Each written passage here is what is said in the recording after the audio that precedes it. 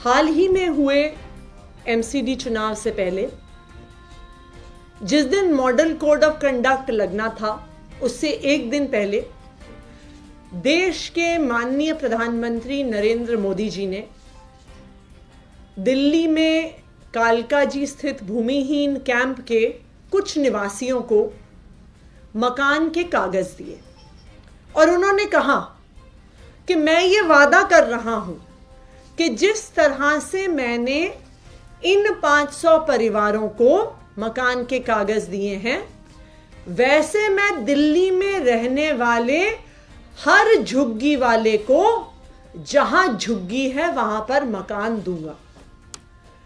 और इसके आधार पर भारतीय जनता पार्टी ने दिल्ली के अलग अलग हिस्सों में जाकर जे कैंप में, झुग्गी क्लस्टर्स में रहने वालों से वोट मांगे कि जहां पर आपकी झुग्गी है वहां पर भारतीय जनता पार्टी आपको मकान बना के देगी। जहां पर मकान दिए गए वहां पर एक भूमिहीन कैंप करके जे क्लस्टर है जहां के कुछ परिवारों को मकान दिए गए। उस कैंप के एकदम सामने दो और बड़े बड़े 30-40 साल पुराने जे कैंप, नवजीवन कैंप और जवाहरलाल नेहरू कैंप है, जहां पे तकरीबन 40,000 लोग रहते हैं। उनको कहा गया कि जब पहले कैंप के लोग फ्लैट में शिफ्ट हो जाएंगे, उनके स्थान पर आपके लिए मकान बनेगा और आपको भी जहां आपकी झुग्गी है वहीं पर मकान दिया जाएगा। पूरी दिल्ली भर से बसें भर भर के विकासपुरी से, मंगोलपुरी से, जमुना पार से, दिल्ली के हर हिस्से से भारतीय जनता पार्टी बसें भर के झुग्गियों से लोगों को लेकर आई, ये फ्लैट दिखाने के लिए और ये वादा करने के लिए कि जैसे ये फ्लैट हैं उसी तरह से आपको भी आपकी झुग्गी के स्थान पर मकान दिया जाएगा। आज चुनाव को खत्म हुए 1 महीना भी नहीं हुआ और भारतीय जनता पार्टी के इस झूठे वादे का पर्दाफाश हो गया। कल शाम को ये नोटिस डीडीए द्वारा नवजीवन कैंप और जवाहरलाल नेहरू कैंप पर लगाया गया। वही कैंप जिनको मकान दिखाकर वादा किया गया कि ये जो लंबे लंबे फ्लैट दिख रहे हैं इसमें हम तुम्हें मकान देंगे जहां पे तुम्हारी झुग्गी है। जैसे ही चुनाव खत्म हुआ, डीडीए द्वारा एक नोटिस लगा दिया जाता है कि अब इस झुग्गी को नरेला भेजा जा रहा है और झुग्गी पर बुलडोजर चलाया जाएगा। 1 महीना भी नहीं हुआ और भारतीय जनता पार्टी के सबसे बड़े वादे का झूठ सामने आ गया। उस झूठ का पर्दाफाश हो गया कि किस तरह भारतीय जनता पार्टी वालों ने दिल्ली में रहने वाले झुग्गी वालों को झूठ बोला।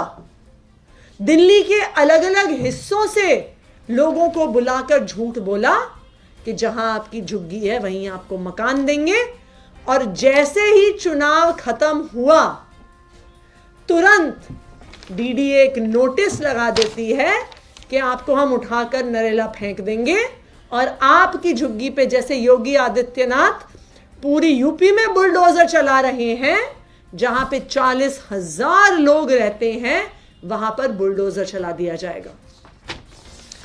मैं भारतीय जनता पार्टी से यह कहना चाहती हूं कि जब तक दिल्ली में अरविंद केजरीवाल जी की सरकार है, जब तक दिल्ली में अरविंद केजरीवाल जी के विधायक हैं, हम आपको एक भी झुग्गी पर बुलडोजर नहीं चलाने देंगे। जब तक दिल्ली में रहने वाले हर झुग्गीवासी को मकान नहीं मिलता, यह अरविंद केजरीवाल जी का वादा है, अरविंद केजरीवाल जी के हर विधायक का वादा है, अरविंद केजरीवाल जी के हर कार्यकर्ता का वादा है कि जब तक दिल्ली में रहने वाले हर झुग्गी निवासी को अपनी झुग्गी के स्थान पर वही मकान नहीं मिलता, तब तक हम आपको किसी भी एक भी झुग्गी पर बुलडोजर नहीं चलाने देंगे। यह मैं भारतीय जनता पार्टी वालों को कहना चाहती हूं। और मैं भारतीय जनता पार्टी वालों को यह भी कहना चाहती हूं कि आज आपके इस नोटिस ने पूरी दिल्ली के सामने आपके झूठ का पर्दाफाश कर दिया है, आपके झूठे वादों का पर्दाफाश कर दिया है। और आज हर दिल्ली वाले को पता चल गया है कि भारतीय जनता पार्टी के किसी भी चुनावी वादे पर हमें विश्वास नहीं करना है, क्योंकि जैसे ही चुनाव खत्म हुआ, जुम्मा 15 दिन भी नहीं बीते, लेकिन जिस सबसे बड़े वादे पर भारतीय जनता पार्टी ने चुनाव लड़ा, उसी सबसे बड़े वादे का झूठ आज सामने आ गया। धन्यवाद। नमस्कार साथियों, सबसे पहले तो दिल्ली की जनता को कोटि कोटि धन्यवाद देंगे कि उन्होंने एमसीडी में हमें खूब सारा प्यार दिया, खूब सारा आशीर्वाद दिया। और उसकी बदौलत आप लोग भी सोशल मीडिया पे देख रहे होंगे, फेसबुक पे देख रहे होंगे, ट्विटर पे देख रहे होंगे, इंस्टाग्राम पे देख रहे होंगे, यूट्यूब पे देख रहे होंगे कि किस तरह से मात्र 20 दिनों के अंदर दिल्ली के अंदर आपको एक बड़ा बदलाव देखने को महसूस हो रहा है, देखने को मिल रहा है।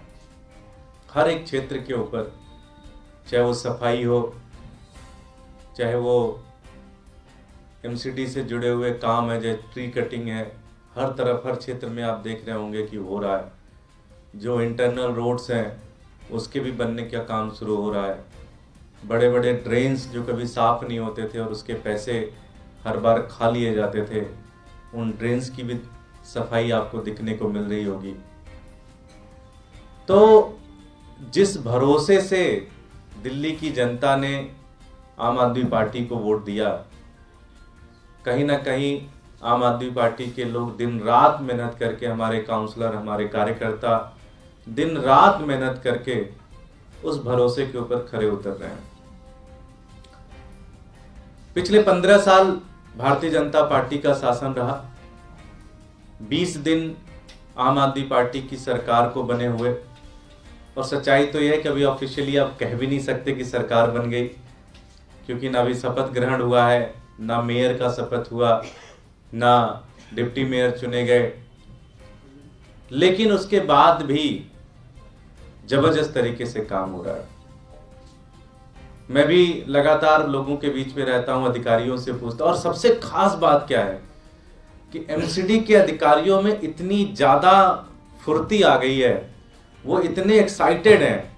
मैं एक अधिकारी से मिला, किसी एक प्रोग्राम में मिले, बोले भाई साहब 15 साल से इंतजार कर रहे थे कि कोई एक ऐसी सरकार आए जिसके साथ मिलकर काम कर सके, जिसके लिए नौकरी ज्वाइन किया था उस नौकरी को काम कर सके, उस नौकरी का काम कर सके। सफाई कर्मचारी खुश हैं, उनको सम्मान मिल रहा है। बहुत सारे लोग पिछले 20 दिनों के अंदर जो एक खुशी का एक माहौल दिख रहा है ग्राउंड पे कर्मचारियों के बीच में, मुझे ऐसा लगता है कि दिल्ली जो एक सपना अरविंद केजरीवाल जी ने देखा है, दिल्ली के अंदर वो पूरा होगा।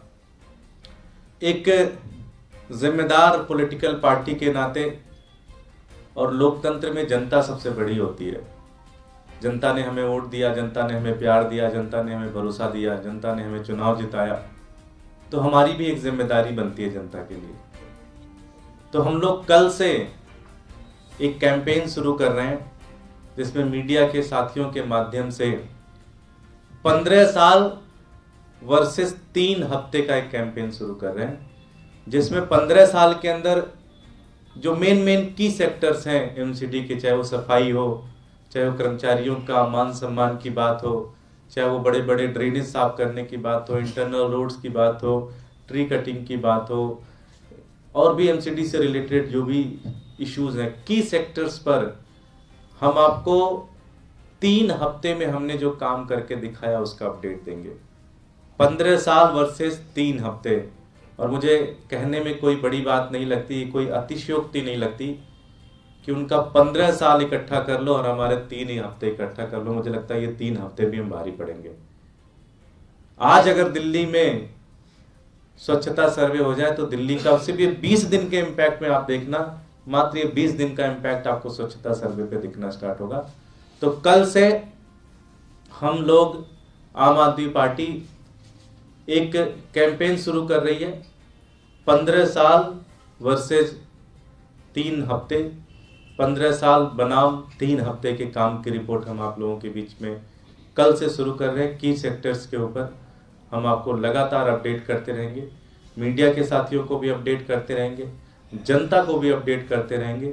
और आप लोगों से अपेक्षा भी करते हैं कि जहां हम गलत करें हमें क्रिटिसाइज भी करिए, कोई फीडबैक आपका है वो फीडबैक भी हमें दीजिए, हम उसको इम्प्रूव करेंगे। सारी चीज़ें करेंगे। जो हमारा मकसद है दिल्ली को एक शानदार शहर बनाने का, दिल्ली को देश की सबसे शानदार राजधानी बनाने का, उस मिशन में मुझे ऐसा लगता है कि हम पूरी तरह से सफल होंगे। ये आप लोगों को एक अपडेट देना था। कल से हम सारी ये पूरे कैंपेन की शुरुआत कर रहे हैं। बहुत बहुत धन्यवाद, बहुत बहुत आभार। कोई प्रश्न आप लोगों का? सर, एक बार वो जानकारी दे देंगे क्या क्या काम आपने 3 हफ्ते में किए? ये कल से शुरू करेंगे ना अपडेट आपको। की सेक्टर जो 5-6 हैं उसके ऊपर हम आपको एक एक करके अपडेट देंगे। मीडिया के माध्यम से हम लोग रिपोर्ट कार्ड भी देते रहेंगे, ग्राउंड एक्टिविटीज भी करेंगे। मैंने जैसे आपको शुरू में बताया 5-6 सेक्टर जो एमसीडी से रिलेटेड है, चाहे वो साफ सफाई सबसे बड़ा सेक्टर है, ड्रेनेज की सफाई सबसे बड़ा सेक्टर है। दिल्ली के अंदर बड़ी इंटरेस्टिंग है, कल मुझे कोई मिले बताएं कि उनको 17 साल हो गया अपना घर देखे हुए। मैंने पूछा क्यों? बोले एक पेड़ थी और उस पेड़ ने पूरे घर को कवर कर लिया था। लेकिन हम 3 बार बीजेपी का पार्षद था, उसके ऑफिस में जा जाके फोन कर करके व्हाट्सएप कर करके थक गए, लेकिन आपके पार्षद ने मात्र 3 दिन के अंदर करा दिया। मैं अपना घर देख सकता हूँ। ऐसी इतनी शानदार शानदार स्टोरीज निकल के आ रही, तो ये सारी स्टोरीज आपके साथ शेयर करेंगे। दुर्गेश, मेयर के लिए तो आपके पास नंबर्स हैं, लेकिन मामला स्टैंडिंग कमेटी में फंस रहा है, तो उसके लिए क्या कर रहे हैं? क्या लग रहा है आप स्टैंडिंग कमेटी? कहाँ फंस रहा है? बिल्कुल फंस रहा है। नहीं कहीं फंस नहीं रहा। क्यों?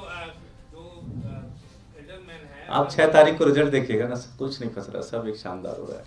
स्टैंडिंग कमेटी में आप लोग देखिए, बीजेपी को ये तय करना पड़ेगा कि बीजेपी को दिल्ली की जनता ने चुनाव हराया है, 15 साल मौका उनको दिया, उन्होंने कुछ नहीं किया।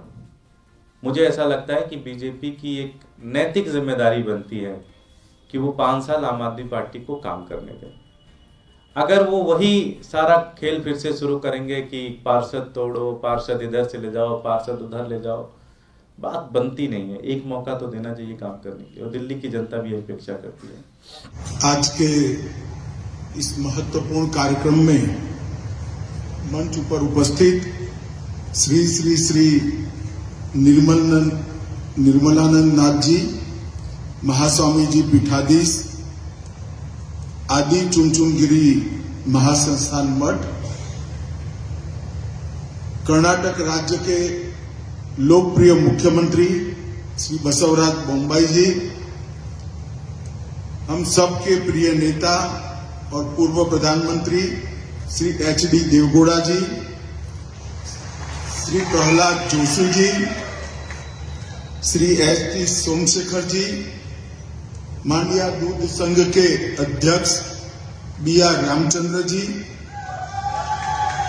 और आज इस डेयरी के प्लांट से जिनको बहुत बड़ा फायदा होने वाला है, ऐसे मेरे प्यारे किसान भाइयों बहनों, आप सभी को नमस्कार। ವೇದಿಕೆ ಮೇಲಿರುವಂತಹ ಪೂಜ್ಯ ಸ್ವಾಮೀಜಿಯವರೇ ಮತ್ತು ಅತ್ಯಂತ ಜನಪ್ರಿಯ ಹಿರಿಯ ನಾಯಕರಾದಂತಹ ದೇವೇಗೌಡರೇ, ಸನ್ಮಾನ್ಯ ಬೊಮ್ಮಾಯಿಯವರೇ, ವೇದಿಕೆ ಮೇಲಿರುವಂತಹ ಎಲ್ಲ ಗಣ್ಯರೇ, ಈ ಒಂದು ಮನ್ಮೂಲ್ ಈ ಒಂದು ಸಂಸ್ಥೆಯಿಂದ ಲಾಭ ಪಡೆಯುತ್ತಿರುವಂತಹ ಎಲ್ಲ ರೈತರಿಗೆ ನನ್ನ ನಮಸ್ಕಾರ। मित्रों, मैं लंबी बात करना नहीं चाहता, परंतु इतना जरूर कहना चाहता हूं, आजादी के तुरंत बाद ही भारत के किसानों ने कोऑपरेटिव मंत्रालय, कोऑपरेटिव मिनिस्ट्री कृषि मंत्रालय से अलग हो, इसकी मांग की थी। उस वक्त अगर इस पर किसी ने काम किया होता तो आज भारत के किसानों की स्थिति अलग होती। परंतु मैं बधाई देना चाहता हूं देश के प्रधानमंत्री नरेंद्र मोदी जी को कि जिन्होंने अलग कोऑपरेटिव मिनिस्ट्री बनाकर भारत के किसानों के विकास का रास्ता प्रशस्त किया है। ಸ್ವತಂತ್ರ ಬಂದಾಗನೇ ಈ ಒಂದು ಸಹಕಾರಿತಾ ಮಂತ್ರಾಲಯ ಸಹಕಾರಿ ಮಂತ್ರಾಲಯ ಕೃಷಿ ಮಂತ್ರಾಲಯದ ಜೊತೆಗಿರಬಾರದು, ಇದಕ್ಕೊಂದು ಬೇರೆ ಮಂತ್ರಾಲಯ ಇರಬೇಕು ಅನ್ನುವಂಥದ್ದು ನಮ್ಮ ರೈತರ ಮತ್ತು ಸಹಕಾರಿಗಳ ಬೇಡಿಕೆ ಆಗಿತ್ತು. ಆ ಬೇಡಿಕೆಯನ್ನ ಆಗಲೇ ಮನ್ನಿಸಿದ್ರೆ ಇವತ್ತು ರೈತರದು ಮತ್ತು ಸಹಕಾರಿಗಳ ಸ್ಥಿತಿಯೇ ಬೇರೆ ಇರ್ತಾ ಇತ್ತು. ಆದರೆ ದುರ್ದೈವದಿಂದ ಹಾಗೆ ಆಗಲಿಲ್ಲ. ಇವತ್ತು ನಾನು ಸನ್ಮಾನ್ಯ ಪ್ರಧಾನಮಂತ್ರಿಗಳಿಗೆ ಅತ್ಯಂತ ಹೃದಯಪೂರ್ವಕವಾದಂತಹ ಧನ್ಯವಾದವನ್ನು ಅರ್ಪಿಸಲಿಕ್ಕೆ ಬಯಸ್ತೇನೆ. ಅವರು ಈ ಸಹಕಾರಿತಾ ಮಂತ್ರಿ ಸಹಕಾರ ಮಂತ್ರಿ ಅಂತ ಹೇಳಿ ಹೊಸದಾಗಿ ಒಂದು ಡಿಪಾರ್ಟ್ಮೆಂಟ್ ಅನ್ನು ರಚಿಸಿ ಅದಕ್ಕೊಂದು ಮಂತ್ರಾಲಯವನ್ನು ಮಾಡಿದ್ದಾರೆ. ನಾನು ಅವರಿಗೆ ಧನ್ಯವಾದವನ್ನು ಅರ್ಪಿಸ್ತಾ ಇದ್ದೇನೆ.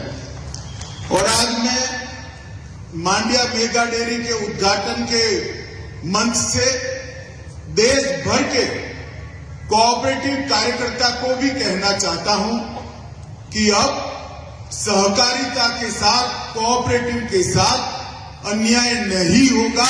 ये भारत सरकार का निर्णय है।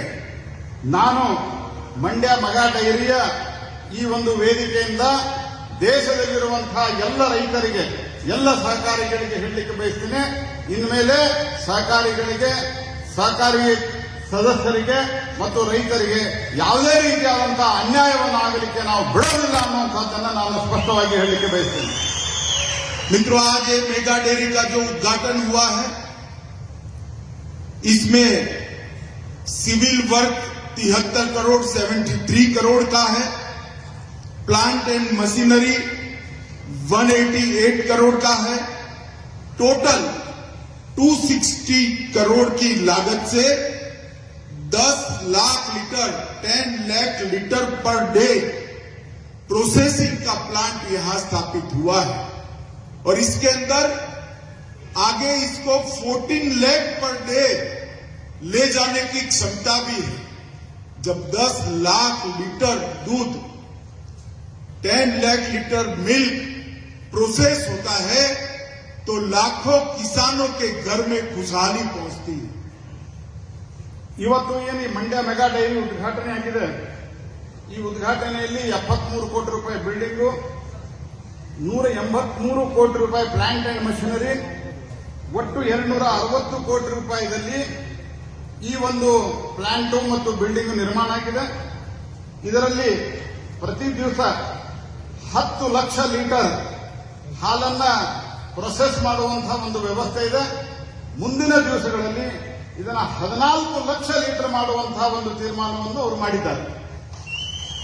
आज देश भर में कर्नाटक उन राज्यों में से है जहां पर डेयरी कोऑपरेटिव डेयरी बहुत अच्छे से काम कर रही है। आज कर्नाटक में 15,210 विलेज लेवल कोऑपरेटिव डेयरी है, जिसमें लगभग 26.22 लाख फार्मर्स अपना दूध दे रहे हैं। ಇಡೀ ಇವತ್ತು ದೇಶದಲ್ಲಿನೇ ಕರ್ನಾಟಕ ಕೋಆಪರೇಟಿವ್ ಡೈರಿ ಕ್ಷೇತ್ರದಲ್ಲಿ ಮುಂಚೂಣಿಯಲ್ಲಿದೆ. ಇದರಲ್ಲಿ 15,210 ವಿಲೇಜಸ್ಗಳು ಹಳ್ಳಿಗಳು ಇದರಲ್ಲಿ ಭಾಗವಹಿಸಿದ್ದಾರೆ ಮತ್ತು 22,22,000 ರೈತರು ಇದರಲ್ಲಿ ಭಾಗವಹಿಸ್ತಾ ಇದ್ದಾರೆ. और 16 डिस्ट्रिक्ट लेवल डेयरी के माध्यम से हर रोज 28 करोड़ रुपीस ये 26 लाख 26 लाख किसान के बैंक अकाउंट में जाते हैं। 16 ಜಿಲ್ಲೆಗಳಿಂದ ಪ್ರತಿ ತಿಂಗಳು 28 ಕೋಟಿ ರೂಪಾಯಿ 26 ಲಕ್ಷ ಫಾರ್ಮರ್ಸ್ಗೆ ನೇರವಾಗಿ ಡಿಬಿಟಿ ಮುಖಾಂತರ ಸಂದಾಯ ಆಗ್ತದೆ. मित्रों, कर्नाटक ने 1975 से लेकर 2022 तक बहुत अच्छा प्रोग्रेस डेयरी के क्षेत्र में किया है। 1975ರಿಂದ 2022ರವರೆಗೆ ಕರ್ನಾಟಕ ಡೈರಿ ಕ್ಷೇತ್ರದಲ್ಲಿ ಅತ್ಯಂತ ಒಳ್ಳೆಯ ಒಂದು ಪ್ರೋಗ್ರೆಸ್ ಅನ್ನು ಮಾಡಿದೆ ಅನ್ನುವಂಥದ್ದನ್ನು ನಾನು ಹೇಳಿಕ್ಕೆ ಬಯಸ್ತೇನೆ.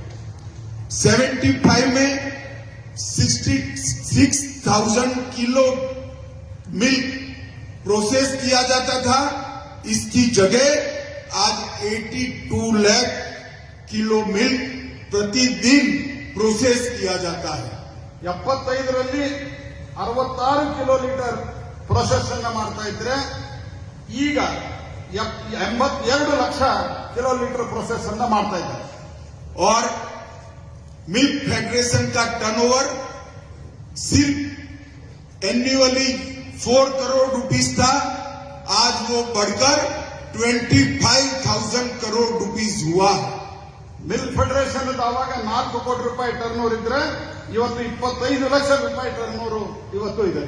और जो टर्नओवर है उसका 0.80% मतलब 100 रुपये के टर्नओवर में 80 रुपया 80 रुपीस किसान के हाथ में जाता है.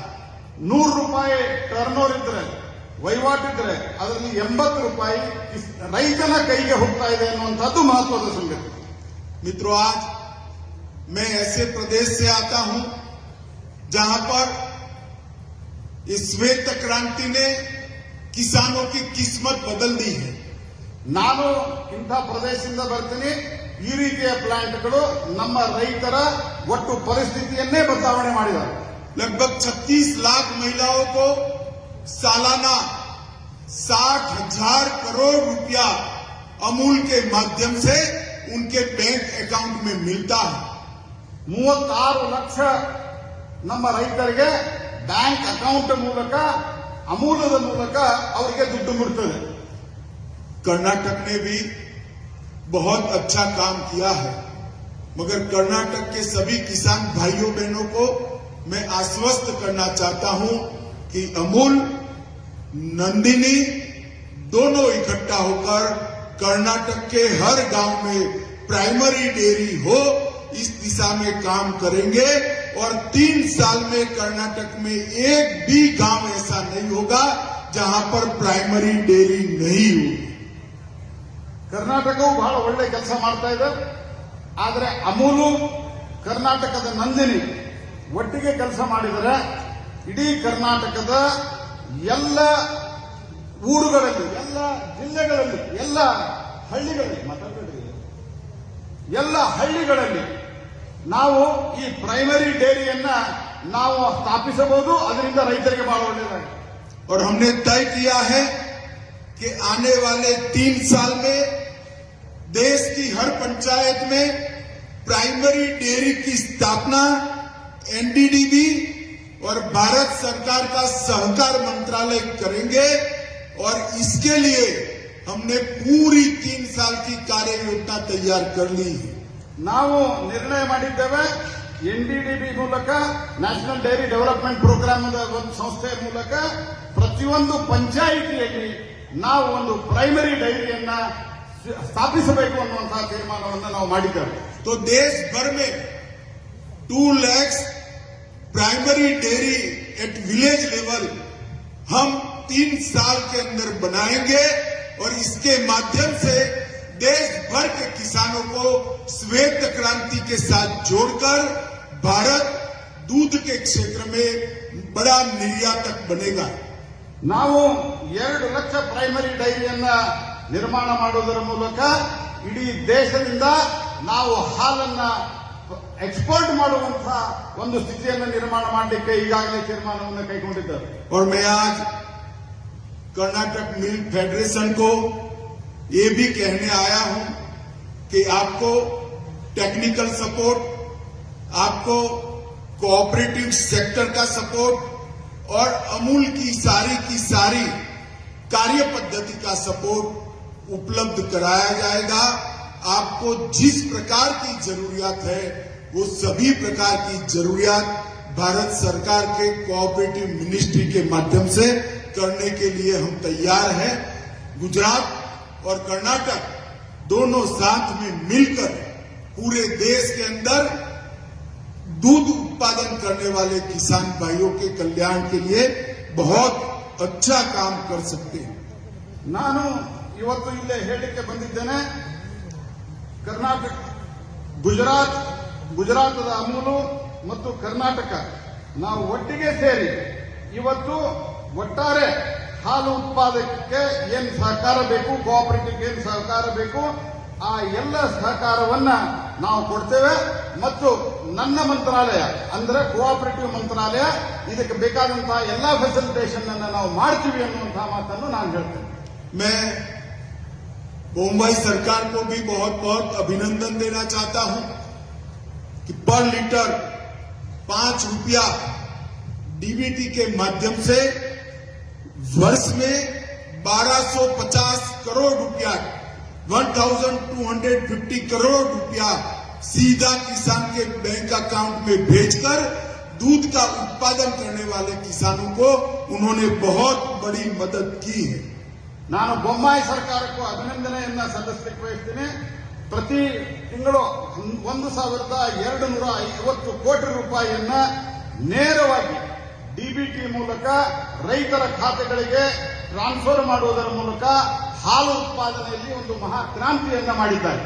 और क्षीर भाग्य योजना के माध्यम से उन्होंने 65 लाख बच्चों को 64,000 आंगनवाड़ियों में 150 ml मिल्क देकर उनके पोषण की व्यवस्था, न्यूट्रिशन की व्यवस्था भी की है. ಬೊಮ್ಮಾಯಿ ಸರ್ಕಾರ ಕ್ಷೀರ ಭಾಗ್ಯ ಯೋಜನೆಯಲ್ಲಿ 55 ಲಕ್ಷ ಲೀಟರ್ಗಳ ಹಾಲನ್ನ 64,000 ಅಂಗನವಾಡಿಯಲ್ಲಿ ಕೊಡುವುದರ ಮೂಲಕ ಮಕ್ಕಳಿಗೂ ಕೂಡ ಒಳ್ಳೆಯದನ್ನು ಮಾಡಿದೆ. मित्रों, अंत में मैं मांड्या दूध उत्पादन समिति के अध्यक्ष को बहुत बहुत मन से बधाई देना चाहता हूं, उनको शुभकामनाएं देना चाहता हूं कि डेयरी के माध्यम से मांड्या जिले के सभी किसानों का बहुत भला होगा और इनकी इनकम में बड़ी बढ़ोतरी होगी, ऐसी शुभकामनाएं देना चाहता हूं. ನಾನು ಕೊನೆಯದಾಗಿ ಅತ್ಯಂತ ತೆರೆದ ಹೃದಯದಿಂದ ನನ್ನ ಮನಸ್ಸಿನಿಂದ ಈ ಮಂಡ್ಯ ಮೆಗಾ ಡೈರಿಯ ಅಧ್ಯಕ್ಷರಿಗೆ ನಾನು ಧನ್ಯವಾದ ಅರ್ಪಿಸ್ತೇನೆ, ಅಭಿನಂದನೆ ಅರ್ಪಿಸ್ತೇನೆ. ಇದರ ಮೂಲಕ ನಮ್ಮ ರೈತರ ಜೀವನದಲ್ಲಿ ಬದಲಾವಣೆಯನ್ನು ತರಲಿಕ್ಕೆ, ಅವರಿಗೆ ಅನುಕೂಲತೆಯನ್ನು ಮಾಡಲಿಕ್ಕೆ ಖಂಡಿತ ಸಾಧ್ಯ ಆಗ್ತದೆ. ನಾನು ಅವರಿಗೆ ಅತ್ಯಂತ ಹೃದಯದಿಂದ ನಾನು ಅವರಿಗೆ ಧನ್ಯವಾದವನ್ನು, ಅಭಿನಂದನೆಯನ್ನು ಸಲ್ಲಿಸ್ತೇನೆ. अंत में आज हमारे प्रिय प्रधानमंत्री मोदी जी के माता जी का निधन हुआ है. इस दुख की घड़ी में पूरा देश मोदी जी के साथ खड़ा है. हम सब भी मोदी जी के साथ खड़े हैं, उनके परिवार के साथ खड़े हैं. उनको श्रद्धांजलि देकर मेरी बात की मैं समाप्ति करता हूं.